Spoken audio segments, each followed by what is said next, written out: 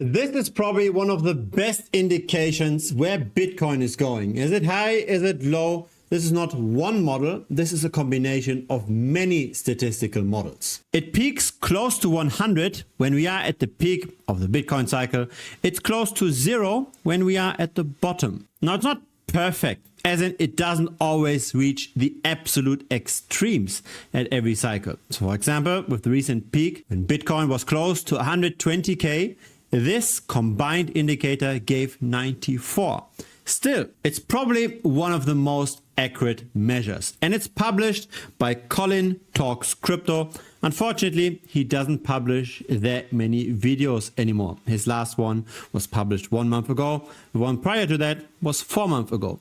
But this indicator, I believe, is quite interesting. It's a combination of the following sub-indicators. Now, we're not going through every one of those indicators, but the center question for this video is there a good chance that this CBBI is going close to those low levels again? So a CBBI of 6 or a CBBI of even 4, is that realistic given that currently we are at 32? Now, to answer that question, let's have a look at the subcomponents of that indicator that are currently very high. So the Puel multiple is high, the realized HODL ratio is high, the 2-year moving average is high, the Pi cycle top indicator is high, and the realized to unrealized profit and loss ratio is high. If those numbers are expected to go down, then the CBBI in aggregate should also get closer to 0. So let's have a look at those sub-indicators. Let's start off with the Puel multiple. So that's this chart over here.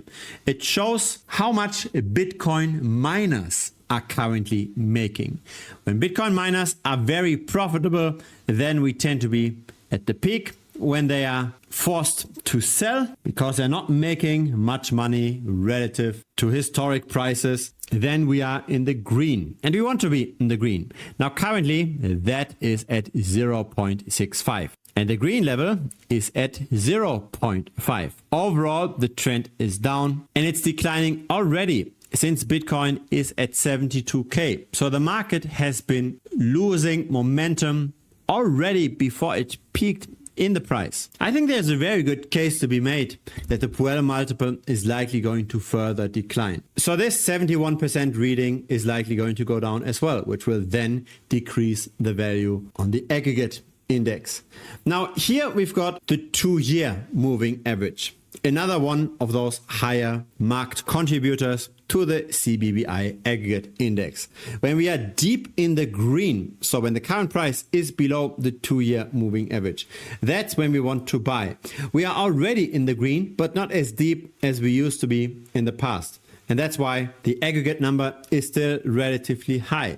Still, if Bitcoin sees another sell-off and we continue this bear market just for a few more months, then this number will also dramatically go down, and then the aggregate index will print lower values, giving us a potential buying signal. Now, no model is perfect, but some models are useful. And this aggregate indicator is just trying to find a useful combination of models that historically predicted bottoms and tops quite well. Now, this is not the first time that we talk about the realized HODL ratio. The realized HODL ratio looks at the trading activity of the short-term wallets versus the long-term wallets. As in, when many short-term traders are currently trading on the Bitcoin chain, we see this indicator going up. That means that the market is heated, right? It's just the short-term tourists that currently use the chain. When this indicator is very low, it means that only the long-term traders are interacting with the chain. There's no excitement around Bitcoin at all. And again, we see how this indicator tends to trend down, and it already started to trend down when Bitcoin was at 100K. The trend is pretty clear. I'd be very surprised that if in a few months from now that would suddenly turn around. I think we are just on the way to enter the green area again. The market is still cooling off. I believe this bear market very likely has not yet ended. But in a few months, things might look much brighter again. Now let's have a look at the Pi cycle top indicator. That's over here. Now, what is this? It's the 111-day moving average and 2 times the 350-day moving average. Now the ratio, that's roughly pi. And that's why it's called the pi cycle top indicator. It's a momentum indicator. When the market heats up enough, then the shorter term moving average crosses the longer term moving average. And that's when historically we saw a price peak. Technically, it's not an indicator to find price bottoms. It's an indicator to find price tops. Now, the interesting thing about the indicator is that while the data was fitted for the prior tops, it was not fitted for 2021. And it predicted that top quite well too, within just a few days of when the actual top happened. Now currently, of course, we are very far away from any cycle top because we are currently in a bear market, but we are using this now in the exact opposite way, as in how much distance do we have of the short-term moving average to the long-term moving average. Again, we need another wave of sell-off in order for that to further expand and to bring the pi cycle top indicator further down. In other words, I don't think that the end of this bear market is just a continuation of the sidewards trading range that we have seen in Bitcoin over the last weeks. I think there will be another wave of negativity, of bearishness, and of selling. And one of the main reasons why I think so is because since October of last year, we don't see any money flowing into the space anymore. And in the last weeks, we even see outflows. So the stablecoin market cap is going down, and that's very likely going to be bad for crypto prices as well. When there's money flowing in, when the stablecoin market cap is going up, that's also when Bitcoin tends to go up. When there are outflows, Bitcoin tends to go down. We want to be in the market when money flows in, and currently that's not the case. We should still be cautious. If there's still outflows and people are moving from stable coins into fiat currency, then how can we expect higher prices? We need more capital in the space in order to achieve new all-time highs. As long as money is flowing out, prices are likely going to continue to decline.